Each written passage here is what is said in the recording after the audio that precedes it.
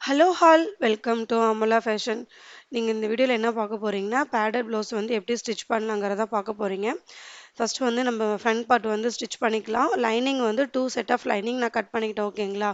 ஒரு set of lining வந்து main ஃபேப்ரிக்கோட stitch பண்ணிட்டோம். ஒரு செட் ஆஃப் லைனிங் வந்துட்டு நம்ம பேட் வச்சு ஸ்டிச் பண்ணி ரெண்டுத்துக்கும் நடுவில் இன்விசிபிளாக இருக்கிற மாதிரி நம்ம ஸ்டிச் பண்ண போகிறோம் ஓகேங்களா. ஃபர்ஸ்ட் வந்து ஒரு செட் ஆஃப் லைனிங் வந்து நம்ம ஸ்டிச் பண்ணிக்கலாம். பிரின்சஸ் கட் லைன் வந்து ஃபர்ஸ்ட் நம்ம ஸ்டிச் பண்ணிக்கலாம். இதுலேயுமே அந்த டாட் இது கரெக்டாக வரணும் ஓகேங்களா, அந்த ஷேப் கரெக்டாக வரணும். ஸோ பொறுமையாக ஸ்டிச் பண்ணிட்டு வாங்க. நீடில் விட்டு அந்த பெஸ்ட் பாயிண்ட் வரும்போது நீடில் விட்டு ஃபேப்ரிக்கை டேர்ன் பண்ணி ஸ்டிச் பண்ணுங்கள். ஃபேப்ரிக்கை ரொம்ப இழுக்கக்கூடாது ஓகேங்களா. இப்படி ஸ்டிச் பண்ணால் இப்படி வரணும் ஓகேங்களா. அதேமாரி இன்னொரு சைடும் நீங்கள் ஸ்டிச் பண்ணிக்கோங்க.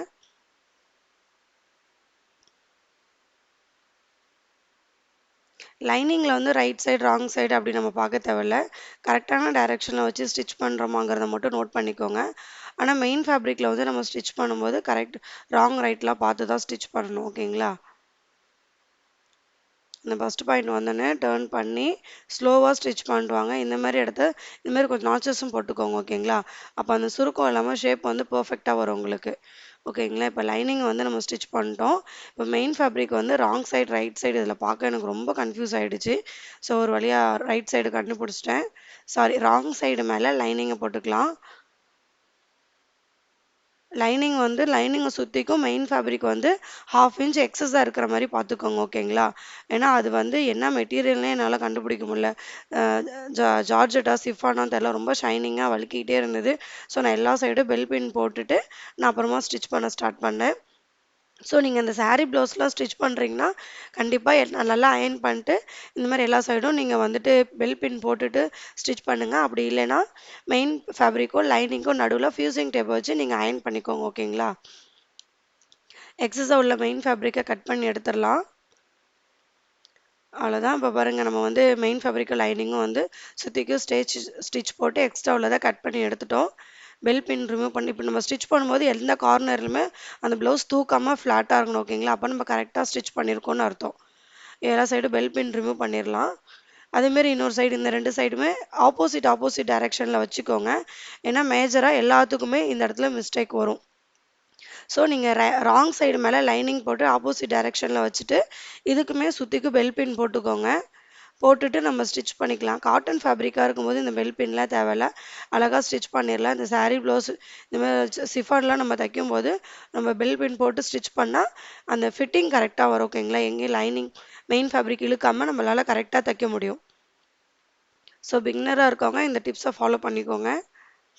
எக்ஸஸாக உள்ள மெயின் ஃபேப்ரிக்கை கட் பண்ணி எடுத்துருங்க.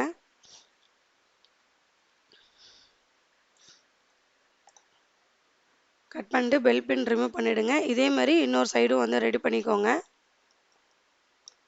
ரெடி பண்ணிட்டு நம்ம வந்து ஃப்ரண்ட் பார்ட்டில் இதை அட்டாச் பண்ணிக்கலாம் ஓகேங்களா. பிரின்சஸ் லைன் வந்து ஃபஸ்ட்டு ஸ்டிச் பண்ணிக்கலாம். பிரின்சஸ் லைன் எப்பயுமே ஆம்கோல் கிட்ட இருந்து ஸ்டிச் பண்ண ஸ்டார்ட் பண்ணுங்கள். அப் அண்ட் டவுன் வந்தால் கூட கீழே அட்ஜஸ்ட் பண்ணிக்கலாம். ஸோ அதனால் நீங்கள் மேலே இருந்தே ஸ்டார்ட் பண்ணுங்கள். 1/4 இன்ச்சுனா அந்த 1/4 இன்ச்சில் ஸ்டிச் பண்ணிட்டு வாங்க.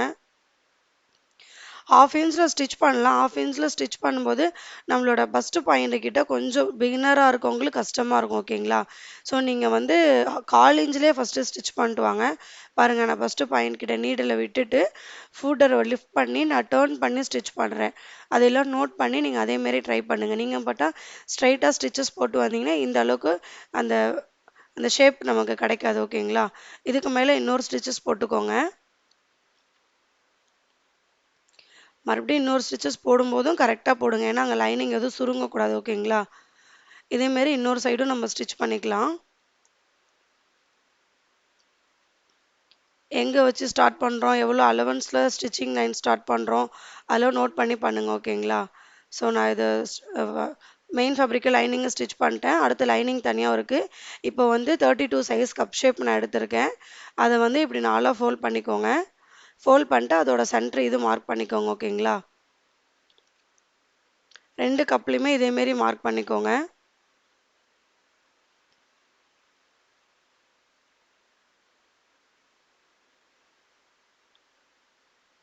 மார்க் பண்ணியாச்சு. இப்போ வந்து நம்ம லைனிங்கில் எங்கே வந்து கப்பு வைக்கலான்றதை ஃபஸ்ட்டு நீங்கள் மார்க் பண்ணிக்கோங்க. இல்லை நான் ரெண்டுத்துலேயுமே நெக்லைன் கட் பண்ணல, அதை ஃபஸ்ட்டு நோட் பண்ணிக்கோங்க. ஏன்னா நம்ம பேடட் வச்சு ஸ்டிச் பண்ணும்போது நெக்லைன் ஃபஸ்ட்டே கட் பண்ணிடாதீங்க. அப்போ தான் நம்ம இது வச்சுட்டு நம்ம அடித்து திருப்ப நமக்கு ஈஸியாக இருக்கும். ஓகேங்களா? நம்மளோட ஃபஸ்ட்டு பாயிண்ட்டோட லென்த் வந்து 9.5 இன்ச். அது ரெண்டு சைடுமே நான் மார்க் பண்ணிக்கிறேன் 9.5 இன்ச்சுக்கு. மார்க் பண்ணிட்டு இதையும் நம்ம வந்து கரெக்டாக வச்சோன்னா கரெக்டாக இருக்கான்றதை ஃபஸ்ட்டு நீங்கள் செக் பண்ணிக்கோங்க. அந்த கப் ஷேப் கரெக்டாக வருதான்றதை செக் பண்ணிக்கோங்க ரெண்டு சைடும் வச்சு பார்த்து. பிகினராக இருக்கவங்க இதெல்லாம் நீங்கள் பண்ணும்போது ஃபஸ்ட் டைம் நீங்கள் பேடட் ப்ளவுஸ் தைக்கும் போதே எந்த மிஸ்டேக்கும் இல்லாமல் உங்களால் தைக்க முடியும். ஓகேங்களா? அதுக்காக தான் நான் இப்படி சொல்கிறேன். இப்போ வந்து நம்ம லைனிங் ஸ்டிச் பண்ணியிருந்தோம் இல்லைங்களா, அதோட ராங் சைடில் பேட் வச்சு நம்ம ஸ்டிச் பண்ணிக்கலாம். இன்னொரு சைடு இந்த ஹோல் வர மாதிரி நீங்கள் மார்க் பண்ணிக்கோங்க. ராங் சைடு பேடும் ராங் சைடு ஃபேஸ் பண்ண மாதிரி இருக்கணும். மெட்டீரியலும் ராங் சைடு இருக்கணும். ஓகேங்களா? ராங் சைடு ஃபேஸ் பண்ண மாதிரி வச்சு ரெண்டு சைடும் வந்து பேடு வந்து ஸ்டிச் பண்ணிக்கோங்க. லாக் ஸ்டிச் போட்டுக்கோங்க. சும்மா ஒரு தையல் போடாமல் ஒரு 2-3 தையல் லாக் ஸ்டிச் போட்டு முடிங்க. ஒரு 1/2 இன்ச்சுக்கு மட்டும் லாக் ஸ்டிச் போடுங்க.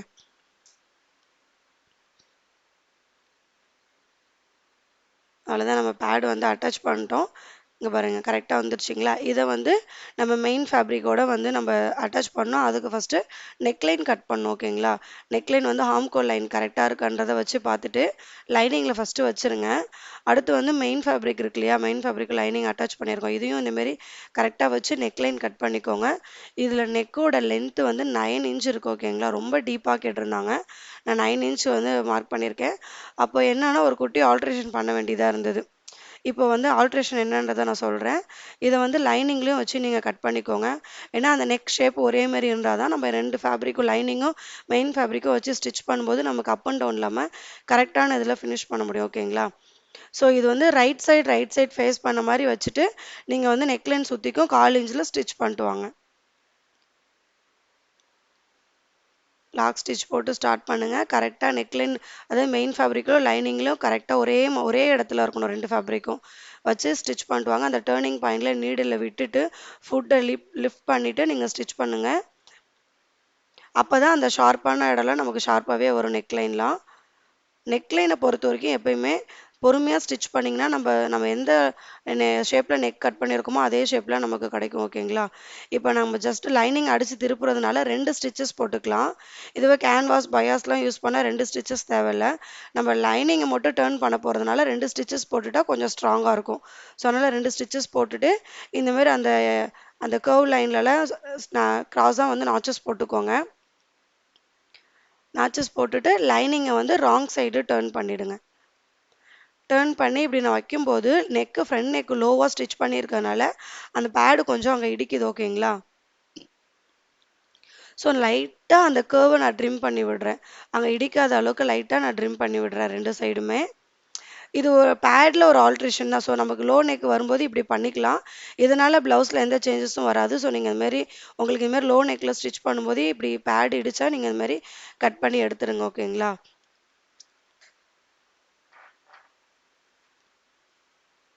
இப்போ பாருங்கள் வச்சு பார்க்கும்போதே எவ்வளோ பர்ஃபெக்டாக இருக்கு இல்லைங்களா? ஸோ இதை வந்து நம்ம அந்த பேட் கட் பண்ணியிருந்தோங்களா, அது வந்து வாஷ் பண்ணதுக்கப்புறம் பிரிஞ்சு வர சான்சஸ் இருக்குது. ஸோ இதனால் அந்த எட்ஜ்லேயே ஒரு ஸ்டிச் பண்ணிக்கோங்க ரெண்டு பேட்லேயுமே.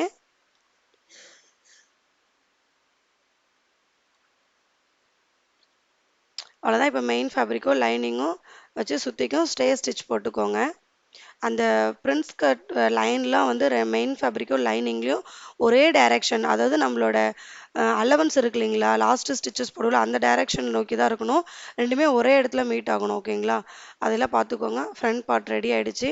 அடுத்து வந்து பேக் பார்ட் வந்து கட் பண்ணிக்கலாம். மெயின் ஃபேப்ரிக்கும் லைனிங்கும் சேர்த்து வச்ச மாதிரி நெக்லைனை ஃபஸ்ட்டு கட் பண்ணிக்கோங்க. பிகினராக இருக்கவங்க எப்பயுமே மெயின் ஃபேப்ரிக்கும் லைனிங்கும் சேர்த்த மாதிரி நம்ம நெக்லைன் கட் பண்ணும்போது ஷோல்ட்ரு ஃபாலோ ஆகிற ப்ராப்ளத்தையும் அவாய்ட் பண்ணலாம். கரெக்டான ஷேப்பில் நெக்லைனும் நம்ம எடுத்துகிட்டு வரலாம். ஓகேங்களா? அந்த ரவுண்ட் நெக்னால் ரவுண்ட் நெக்லேயே எடுத்துகிட்டு வரலாம்.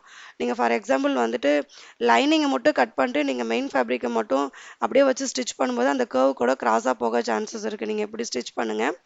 இதில் என்னென்னா மெயின் ஃபேப்ரிக்கோட ரைட் சைடு மேலே லைனிங் வச்சு நான் ஸ்டிச் பண்ணுறேன். எப்பவுமே அடித்து திருப்புறோன்னா மெயின் ஃபேப்ரிக்கோட ரைட் சைடு மேலே லைனிங் வச்சு ஸ்டிச் பண்ணுங்கள். நெக்லைன் சுற்றிக்கும் 1/4 இன்ச்சில் ஸ்டிச் பண்ணிட்டு வாங்க. அதேமாரி நெக்லைன் நம்ம 2 இதில் ஒரே மாரி கட் பண்ணியிருப்போம் இல்லைங்களா, அந்த 2 ஃபேப்ரிக்கும் ஒரே இடத்துல தான் இருக்கணும். ஓகேங்களா, அதேமாரி வச்சு ஸ்டிச் பண்ணிட்டு இந்த மாதிரி கிராஸாக நாச்சஸ் போட்டுக்கோங்க. நாச்சஸ் போட்டுட்டு மெயின் லைனிங்கை மட்டும் டேர்ன் பண்ணிக்கோங்க. இப்போ நம்ம 1/4 இன்ச்சில் ஸ்டிச் பண்ணோம்ல, அது லைனிங் சைடு டேர்ன் பண்ணி வச்சு ஸ்டிச் பண்ணுங்கள். ஸ்டிச் பண்ணிட்டு இதை வந்துட்டு நம்ம ராங் சைடு டேர்ன் பண்ணிட்டா நமக்கு பியூட்டிஃபுல்லான நெக்லைன் வந்து ரெடி ஆகிடும். ஓகேங்களா, இதை சுற்றிக்கும் இப்போ வந்து ஸ்டே ஸ்டிச் போட்டுக்கலாம்.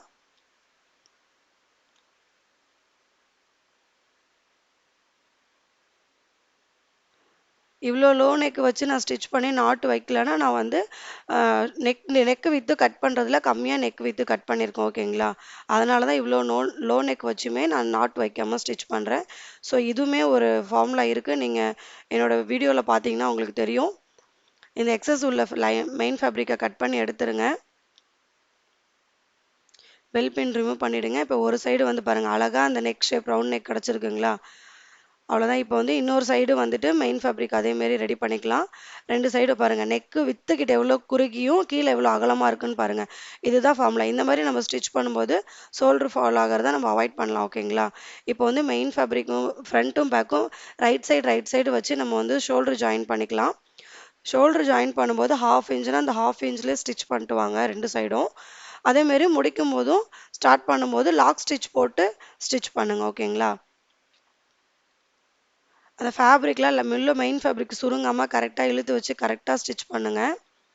அதேமாரி கீழே பேக் சைடு வேஸ்ட் ரவுண்ட் வந்து ஃபினிஷ் பண்ணிக்கிட்டேன். 1 இன்ச் ஸ்ட்ரைட் பீஸ் எடுத்து பேக் சைடில் வந்துட்டு நான் வந்து ஃபினிஷ் பண்ணிக்கிறேன். ஃபினிஷ் பண்ணிட்டு நம்ம டாட் வச்சுக்கலாம். அதேமாரி அந்த ஹூக் அண்ட் லூப் இருக்கு இல்லைங்களா, அதுவும் ஸ்டிச் பண்ணணும். இதில் வந்து பேக் சைடு வந்து மாட்டுறதுல அவங்க 1 இன்ச் வித்து இருந்தால் போதும்னு சொல்லிட்டாங்க. இன்னொரு சைடு நம்ம ஸ்டிச் பண்ணும்போது ரெண்டும் ஒரே மாதிரி இருக்கணுங்களா, ஹூக்கு லூப்பும். ஸோ அதை மார்க் பண்ணிவிட்டு இந்த ஃபேப்ரிக்கை ஸ்டிச் பண்ணுங்கள். அப்போ தான் உங்களுக்கு அந்த பேக் சைடு ஹூக் தைக்கிற இடத்துல அப் அண்ட் டவுன் இல்லாமல் உங்களால் ஸ்டிச் பண்ண முடியும். இதையும் ஃபோல்ட் பண்ணி நீங்கள் ஸ்டிச் பண்ணிக்கோங்க. ராங் சைடு ஃபோல்ட் பண்ணி ஸ்டிச் பண்ணணும். ஓகேங்களா, ரைட் சைடு வச்சு ஸ்டிச் பண்ணி ராங் சைடு ஃபோல்ட் பண்ணணும். 2 சைடும் வந்து பேக் சைடு வந்துட்டு நம்ம வந்து அப் அண்ட் டவுன் ஃபினிஷ் பண்ணிட்டோம். அடுத்து வந்து ஹார்ம்கோல் ஃபினிஷ் பண்ணிக்கலாம். ஹார்ம்கோல் வந்து கிராஸ் பீஸ் கொடுத்து நான் வந்து ஃபினிஷ் பண்ணியிருக்கேன். நெக்லைன் எப்படி கிராஸ் பீஸ் கொடுத்து நம்ம ஃபினிஷ் பண்ணுவோமோ அந்த மாதிரி நான் ஸ்டிச் பண்ணிட்டு இந்த மாதிரி கிராஸாக நாச்சஸ் போட்டுட்டேன்.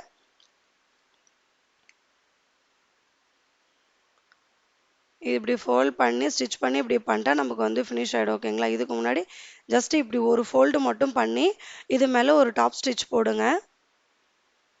இந்த மாதிரி நீங்கள் ப்ராப்பராக பண்ணும்போது தான் அங்கே வந்து நெக்கு அந்த லைனிங் வந்து எம்போஸ்டாக இல்லாமல் உள்ளே போயிட்டு நமக்கு நீட் ஃபினிஷிங் வரும். ஓகேங்களா, இந்த ஸ்டிச்சஸ் போட்டுட்டு டேர்ன் பண்ணி ஸ்டிச் பண்ணும்போது தான் நமக்கு வந்து ஹார்ம்கோலோட ஃபினிஷிங் கரெக்டாக வரும். ஓகேங்களா, இந்த எக்ஸஸாக உள்ள லைனிங்கை கட் பண்ணிட்டு இப்போ டேர்ன் பண்ணி நம்ம ஸ்டிச் பண்ணும்போது அந்த இடத்துல லைனிங் வந்து கொஞ்சம் தூக்காமல் நல்லா அமுக்குன மாதிரி நல்லாயிருக்கும். ஓகேங்களா, அந்த டாப் ஸ்டிச் போட்டதுனால அங்கே ஃபினிஷிங் நல்லாயிருக்கும்.